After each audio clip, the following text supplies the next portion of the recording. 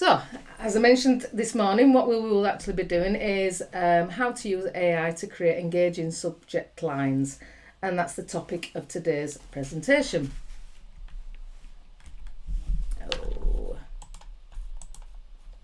So, a little bit about us. Data Bubble. We've actually been going 15 years. There's me and my husband that actually run the business. And the reason that our wedding photograph is on there today is that today is our 20th wedding anniversary. So, yay! Congratulations to both of us. As I mentioned, Steve and I run Data Bubble. He does the finance bit and I do the kind of sales and marketing aspect of the business. Works really well because he's in one room and I'm in another, and that's fantastic. I set the business up 15 years ago, and Steve actually came into the business around about 12 years ago. And we can't do anything without our lovely Ridgeback dogs. So I always keep a picture of our Ridgeback dogs to turn around and say, yeah, that's our reason why. And as you can see, they're out there, they're sprawled out in the caravan awning because we like caravanning as well. So today, as I mentioned, we're going to uncover the reasons why email subject lines are so important. To be honest with you, with regards to the average open rates, depending on the actual industry, depending on what you're actually selling, open rates tend to be around about 15 to 20%. And the main reasons that the main factors that influence people's decision to open emails are: is it relevant? Is it relevant to you as a business? It's not about you as a company sending that information. It's about the recipient. It's the recipient. Is that information relevant? Is it interesting? Is the timing right? And again, do you actually want to be receiving emails at 3 o'clock in the morning, which you're going to turn around and annoy people?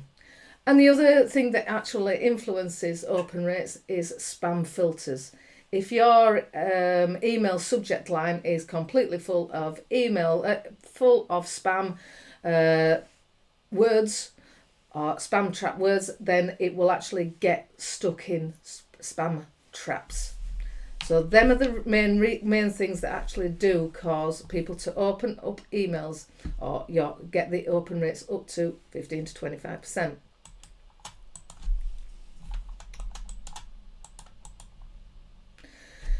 The reason that an email or subject line is so important, it's because 47% of emails, people actually open up an email based on the subject line alone. It's that first impression, and first impressions count. And if it's a boring email subject line, then you're not going to actually open it up. So it really needs to be really spot on to make sure that your emails are actually opened. It needs to be clear and concise. If you can, it needs to be personalised. Now, when I say personalised, it doesn't necessarily mean to say personalised as in having Data Bubble or the company name or Joanne Clayton in the actual subject line. Sometimes that works, but sometimes it doesn't. What I mean when I say personalised, it means that it's relevant to them, so personalised for that particular company. Also, curiosity. It's got to create some element of curiosity, a sense of urgency, open now, and that emotional connection. And what I'm going to be doing today is I'm going to take two aspects of this keys to success, and I'm actually going to create different subject lines based on emotional connection and whether it's relevant. So as you can appreciate, I then went into my spam box or went into my email box and I thought, right, okay, let's have a look at some of the headlines.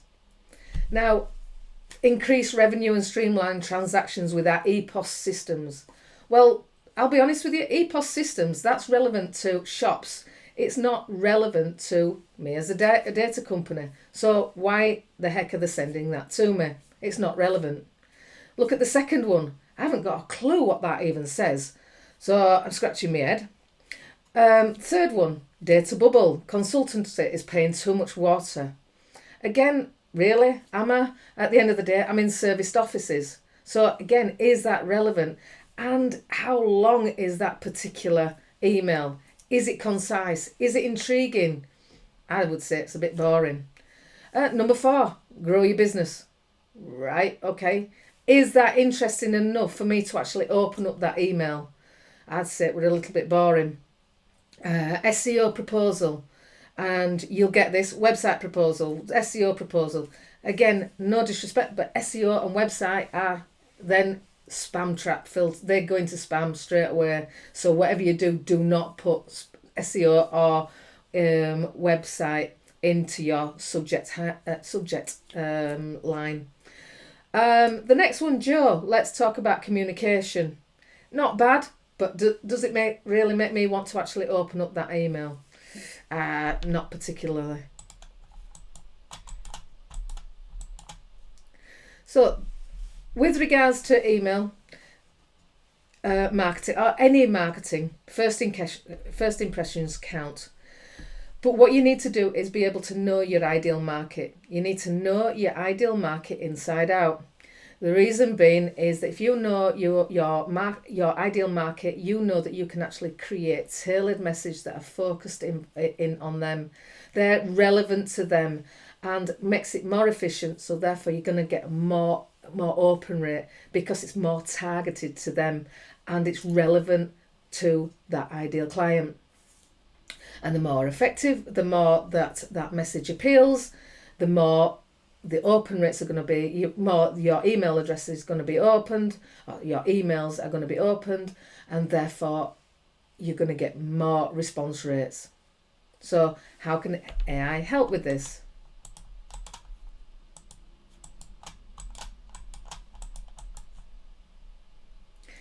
First of all, AI. What I would recommend is go onto your search engine, Google, whichever one you DuckDuck, whichever one you actually want to use, and download ChatGPT. You can either download it onto your app or you can actually download it onto your phone. Either one works. These are the actual desktops, Android and iPhone links. Question that I do actually ask is there is a free version as well as then a paid for version. The question that I do actually get asked is, which is better? Is it worth paying the $20 per month for the actual paid for version as opposed to the free version? In my mind, the paid for version offers a better performance. It understands text better and it actually goes out and searches more websites. It searches more areas rather than the free version. It's a faster response, better performance. You can actually upload, so like Excel spreadsheets. You can also upload pictures onto the paid for version. So there are some limiting restrictions with regards to the free version. However, if you just want to have a play with it, have a go, have a test, have a measure, and that get used to it, then definitely use the free version. And at which point, depending on how often you use it, depending on how much you actually want to use it and what you actually want to use it for, then I would suggest go into the paid version. I personally do actually use the paid for version, and it allows me to generate images, it allows me to upload documents. And as I say, I do get I get a better response from it. But at the end of the day, you don't have to, but that's my preference. So this is what happens when you actually sign up for an account. Comes up this, as I say, this is the chat for version, so this is the paid for version. And what you can actually do is type into this box details with regards to the prompts. And a prompt is asking chat to actually do something for you. And I've actually created some prompts for you that you can actually then play about. If you have a look at this little icon here, which is like a paperclip, That's where you can then upload images. You can upload Excel spreadsheets. So for example, if you're wanting to analyze your data of over the last 5 years of your best customers, you can then have an Excel spreadsheet of all your orders, all your customers. You can upload it onto ChatGPT and then say, please analyse this Excel spreadsheet to identify my best customers and my top customers by income. And then it will actually analyse the Excel spreadsheet to be able to then come up with a list of your top 5, your top 10 different customers. So it is, as I said, the paid for version is great. You can actually do more with it. However, you don't specifically need it, but then that's a nuance and a difference with regards to the paid for version. So this is a script, a prompt, as I mentioned to you. What you would do is copy and paste that and put that into chat. So you'd obviously put your company name, you could put your website, your industry, details regarding the company, how long it's been trading, how many employees you've got, if that, and also details of regarding your offer. Again, you don't have to put trading since. However, it gives chat that little bit more information. Details regarding your products, your key benefits and features of that particular product, your ideal target market, what they tend to struggle with, and what their problem is. So that's the actual information that you can actually put in to chat. So you complete that, you input that into chat. And then the next section is that you then ask chat to create a buyer persona. And what that buyer persona then turns around and says, it actually identifies the potential goals and values of that particular ideal clients, the hopes and dreams and their aspirations. Why do you need that? Well, you can actually use that hopes and aspirations within your marketing message. You can also identify your clients' problems and challenges. Now, you may know the problems and challenges. However, chat might come up with something that's different, something that's that you've not actually thought about. What are their fears? What are their past failures? What keeps them up at night? What's their challenges? So once you actually know your buyer persona, you can get more in-depth and you can then use this information in all your marketing, because what you can then do is make it more personalised and more relevant for that particular client. Whoops. Oops. Sorry about that. So that's the buyer persona. The next thing is, once you actually know who your ideal client is, then make sure that you get a tailored list.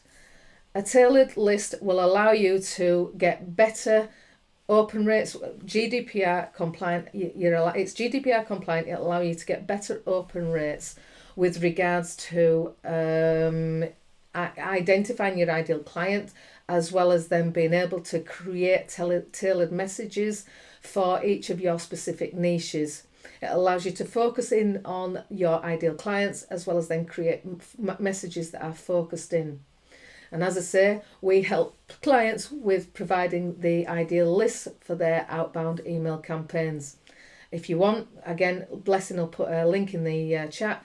Let's have a chat, a 30-minute call, not a problem, or 15-20 minutes call to have a look at who your ideal client is and how many records that we could actually provide you with regards to your marketing campaigns. So once you've actually created your marketing, you've actually got your list. As I mentioned before, I would suggest using copywriting frameworks. Now, as I've mentioned before, there are key elements if you actually have a relevant or emotional.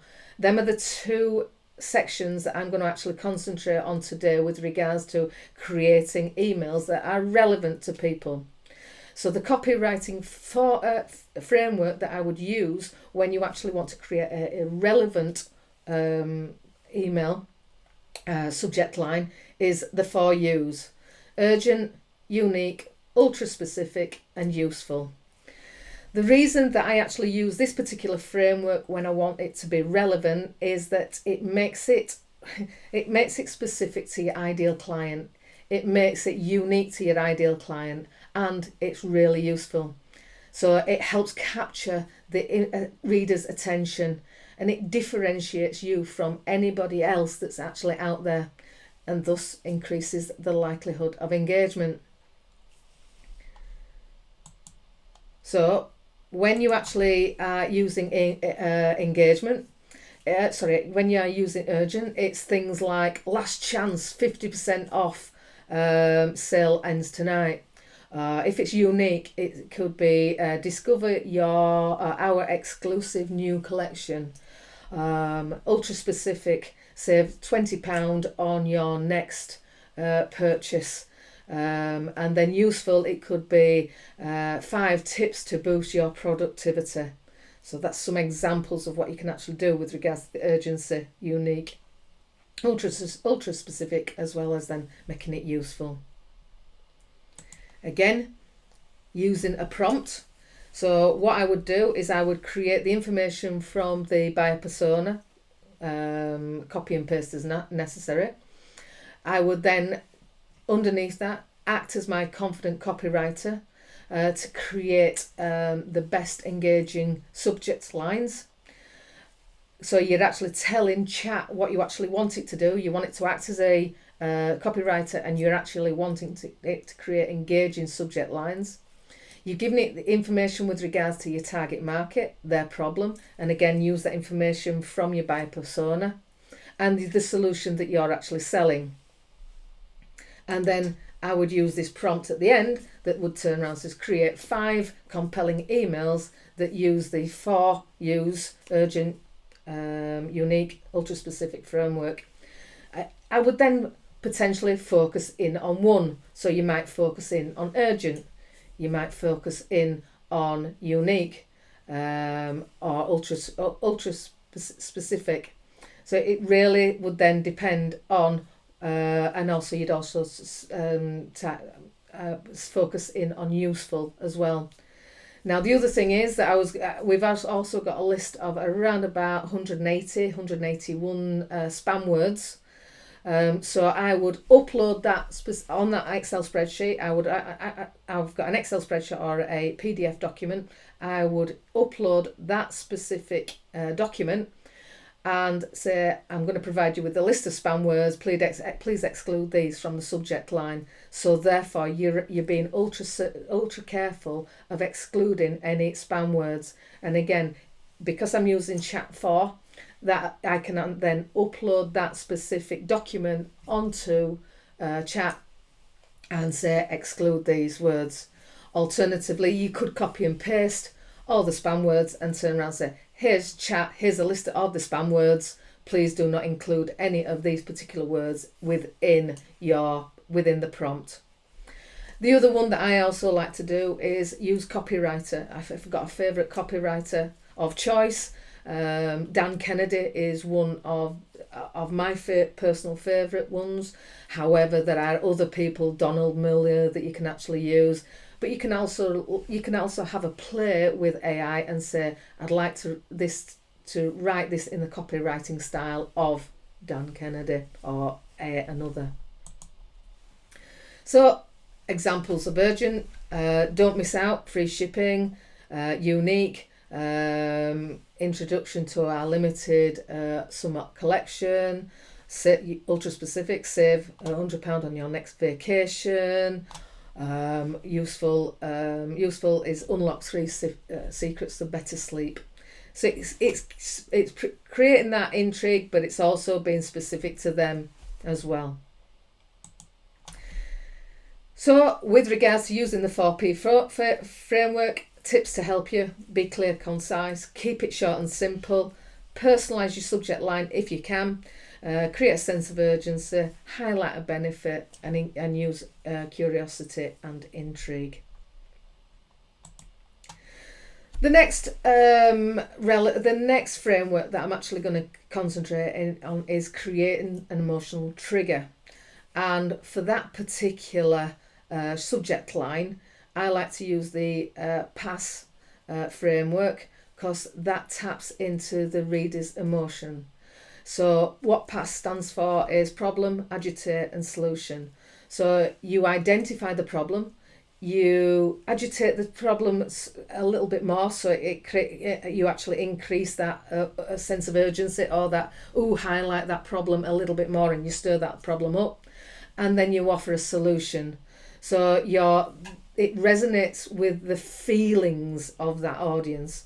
So again, if you can actually get emotion into your emails, especially your subject line, then people can actually turn around and say, so you using feeling words such as struggle, or emotional words such as happiness or joy, elation. So there's different words that you can actually use on a positive as well as then a negative, to actually create that emotion within that subject line.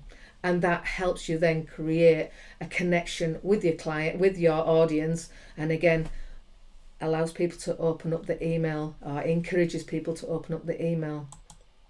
So again, the useful prompt is still using your client insight and your buyer persona. You're using your target and your niche. You're also using your problem. You're highlighting their problem or challenge, and you're listing your benefits, list of your benefits and features, and then also your potential unique selling point. The other particular prompt would be then afterwards, I would like to create 5 compelling email lines, subject lines, using the PASS, problem, agitate, solution framework. Again, you put in there addressing the problem of, stirring up the emotions of, as well then as creating the solution. And again, if you want a list of the spam words, I would then provide a list of the spam words to chat, to not include into the subject line. If you want a list of the spam words, then by all means book a one-to-one with me. Not a problem. Happy to share them, a PDF list of that them spam words, completely free of charge. Happy to actually do that with you. Have a chat with you, a one-to-one. So examples of PASS, problem, agitate, solution. This is one that I actually thought for a training company. So the problem is finding it hard to keep up to date with industry challenges. You're agitating the problem, staying outdated can put your business at a disadvantage. The solution is staying ahead. So that the subject line would be industry changes holding you back, ? Stay ahead with our tailored training.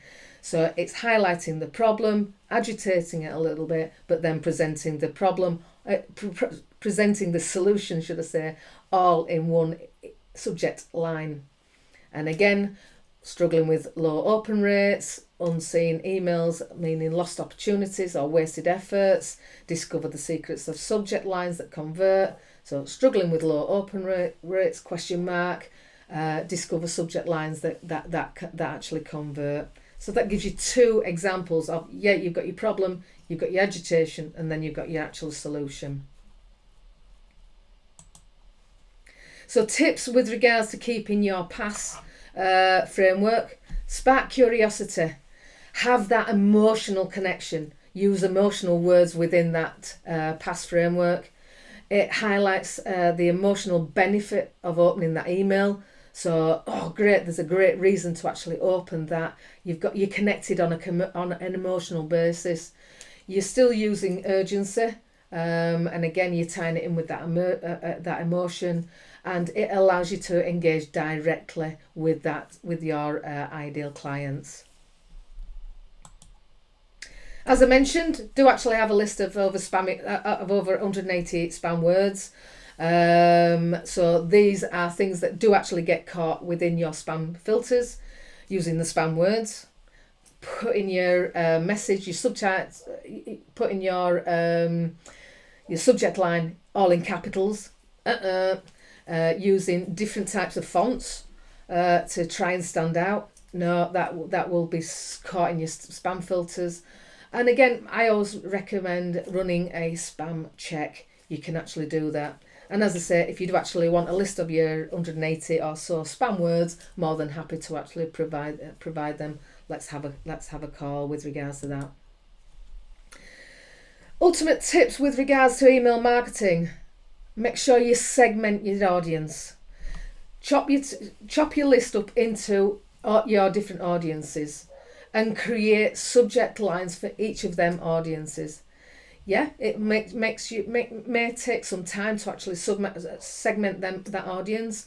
But if you've got marketing agencies, marketing consultants, printers, they could all be the marketing aspect. Then you've got IT, so therefore you've got IT support, IT hardware, IT element. So therefore, what I'm trying to say is that the marketing message, one marketing message is not going to be relevant for both the marketing agencies as well as then the IT companies. So therefore, segment your list and create tailored messages, in particular to create tailored subject lines for each of them different segments, because then it's going to be relevant to that particular group.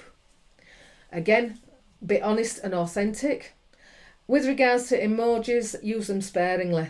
Personally, I would suggest not to use them at all. However, that's my personal choice. Again, test and measure. Test and measure. With regards to testing and measure, track performance. Track to see do 2 emails to see which one gets a better open rate. And again, A/B testing. You might turn around and say, right, okay, I'm still going to concentrate on the IT companies, but I'm going to use emotion with the IT companies, or I'm going to do relevance with the other half of the IT companies. See which one works better. Again, if you're working with a training company, I would suggest that your emotions are going to be more connected to your training companies. But again, test and measure. It might be that somebody resonates with the relevant because they need a solution now. So it's about testing and measuring with regards to different industries that you're actually wanting, and use that information to adjust future strategies. Best practice, as I've mentioned, know your ideal clients. Create a buyer persona, and create a buyer persona. It may be that you actually have a few niches. That's great. Create a buyer persona for each of them particular niches. Use GDPR compliant business lists. Use AI to its maximum. It's there. You might as well use it to actually create copy. Create your ideal client, your buyer personas. It's there as a tool. As far as I'm concerned, it's there as a useful tool. What I would suggest is don't rely on it 100%. Always make sure that you do actually check any subject lines that you create, any messages that you do actually create, to add your input in there. Don't rely on AI. It's a tool to help you to then be able to then create relevant emails for you and your business. Avoid the spam traps, as I've mentioned, and also test and measure. Now, I do actually offer a 1-hour session where an introduction to chat is there. It's a special offer that I do actually offer people. We just run through chat, help you set up your chat GPT. It's dead easy, but again, people do actually like to be guided. We create a buyer persona for your business, and again, I'll show you different ways of actually creating that buyer persona. And then what I'll do is I'll provide you with 2 prompts. That could be a social media prompt, it could be an email prompt, it could be an email subject line, as well as then how to actually create the email body, text, your call, could even be a blog. So it'll give you a little bit of confidence, and it'll also give you some prompts that you can then go away and play with. One gentleman said that he used his prompts and it saved him over 3 hours of work using the prompt. It is a great tool. As I say, make sure that you do actually use AI to its best ability, and then always make sure that you do actually read and adjust the words afterwards to make them more tailored into your own words and relevant to your company. So that's it. That's for me, questions and answers. So if you've got any questions, by all means give me a shout. I will be sending out the slides to you. So that is the presentation. I hope you've enjoyed it, and I hope you've actually got some benefit of that. And what I will do is I'll now open up the room for chat, for any questions.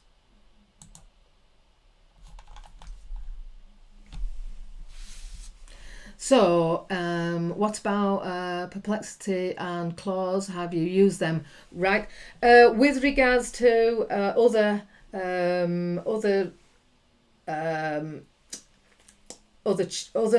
elements, I've used a little bit of DALL-E. I've used a little bit of Gemini. I prefer chat at the moment because at the end of the day, I know what I can actually do with chat. So that's my preference. There are other AI software out there that you can actually use. So by all means, have a play. You can still use the prompts that I use and I provide, but as I say, that is my particular preference. One of the questions that I do actually get asked for is what open rates do I actually get when I use purchase data? I have known one client actually get a 52% open rate. She was an absolute fantastic copywriter. That is unusual, I will be honest with you. But when you actually use the databases that I provide, the average open rate that I tend to find is between 25 and 35%, which again, using GDPR compliant business lists allows you to be more targeted, allows you to be more focused rather than just a scattergun approach. There is one called Jarvis that I use for copywriting, brilliant. I'm a copywriter by trade. Open rates, absolute fantastic open rates, around about 40 to 50%. Brilliant, that's fantastic, Anthony. And again, I'm guessing that's because you're actually meaning that you're creating emails that are targeted, relevant to your particular audience, and it's creating that sense of urgency and the copywriting frameworks that you're actually using. So yeah, perfect, that's brilliant. The other question that I do get asked is, can you just use a subject line without a buyer persona? The answer is yes. However, is it relevant? It's going to be bland, boring. So it's not going to be targeted specifically for your clients and your target audience. So yes, you can actually use just the prompts, but I personally recommend that you actually use your buyer persona, your company information, so that you can actually make that subject line and your emails more targeted, more relevant to your ideal clients. Any more questions? I think that's it. So yeah, if you do actually want to book a one-to-one with me, the link's in the chat. Happy to actually help. And as I say, we will be sending out a PDF with regards to the slides. And if you've got any more, by all means, let's have a one-to-one and let's have a chat. So I hope you've enjoyed today, and yeah, look forward to seeing you in 2 weeks' time for the next Get More Leads sessions.